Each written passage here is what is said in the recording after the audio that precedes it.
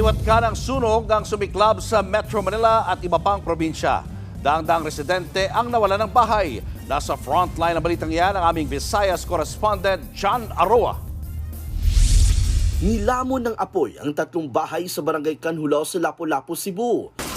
Tumagal ng mahigit 1 oras bago ito naapula. 150 residente ang nawala ng bahay, pati ang isang pusa, sugatan. Iniimbestigahan ng report na isang persons with disability raw ang naglaro ng apoy.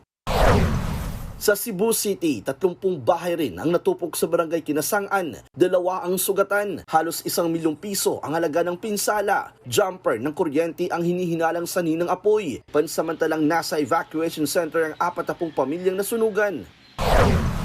Sunog din ang gumising sa mga residenteng nakatira sa condominium building sa barangay Ugong sa Pasig. Agad lumikas sa mga residente. Sa lakas ng apoy, halos 3 oras ito bago naapula. Ayon sa mga otoridad, nag-umpisa ang sunog sa basement kung saan 4 na sasakyan ang natupok.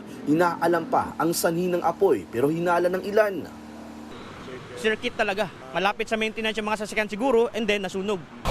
11 commercial establishment naman ang natupok sa Ormoc City, Leyte. Kabilang sa mga nasunog ang isang kainan, pharmacy, hardware, salon at tindahan ng mga manok.